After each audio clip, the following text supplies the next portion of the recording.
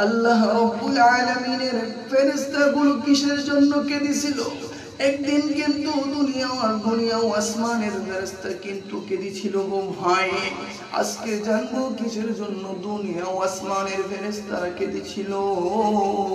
Number 1 হলো ইব্রাহিম আলাইহিস সালাতু ওয়াস সালামের কলিজার টুকরা ছেলে হযরত ইসমাঈল আলাইহিস সালাতু ওয়াস সালামকে যেই দিন মিনা প্রান্তরে সুন্দরভাবে রঙিন পোশাক পরিয়া তাকে সুন্দরভাবে যখন নারক বাড়ির কথা বলিয়া তাকে যখন মিনার প্রান্তরে নিয়ে যাওয়া হইল, ওই জায়গার মধ্যে বলতেছেন, বাবা আমি তোমাকে আল্লাহর নামে জবে করিতে চাই, তুমি কি রাজি আছো নি গো বাবা? তখন কিন্তু ইসমাঈল আলাইহিস সালাতু ওয়াস সালাম বলেছে, মিনাস সাবিরিন, হে আমার পিতা আপনি আমাকে সবরকারীদের দলে পাবেন। হে আমার পিতা আপনি আমাকে ধৈর্যশীলকারীদের দলে পাবেন।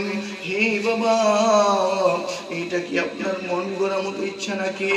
আর নাকি আসমানের মালিক, ওই মালিকের তরফ থেকে যদি অর্ডার হয়ে থাকে, আমি ইসমাঈল একবার নয় দুইবার নয় 1000 বার কুরবান হইতে রাজি। এইভাবে যখন ইসমাঈল আলাইহিস সালাতু ওয়াস সালাম তৈরি হয়ে গেল, ওনার গলার ভিতরে যখন ছুরি চালানোর জন্য তৈরি হয়ে গেল, দুনিয়া ও আসমানের ফেরেশতা কাঁদতেছিলেন, আল্লাহ আর কি খেলা খেলবেন ইব্রাহিমের সাথে? আল্লাহ এটার সহ্য হয় না, আল্লাহ এটার সহ্য হয় না। ইসমাঈল আল্লাহ আপনার জন্য কুরবান হয়ে যায়, আল্লাহ আপনি তার সাথে আর খেলিয়েন না। সেই তো পরীক্ষায় পাশ করে ফেলল।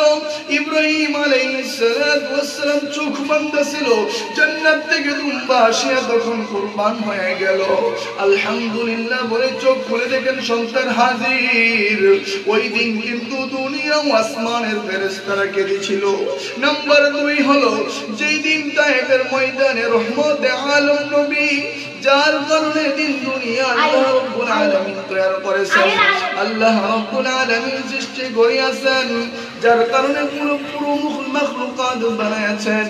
রহমতে আলম নবী যখন দ্বীনে ইলাহির দাওয়াত নিয়ে কাফেরদের কাছে যখন গেলেন, তায়েফবাসীদের কাছে যখন পৌঁছাইলেন, কিন্তু দেখা গেল নবীজির দাওয়াত শুনিয়া তাদের স্বার্থের কারণে নবীকে তারা মানল না, বরঞ্চ একজন পাগল বলিয়া রহমতের নবীকে অসম্মান করিল।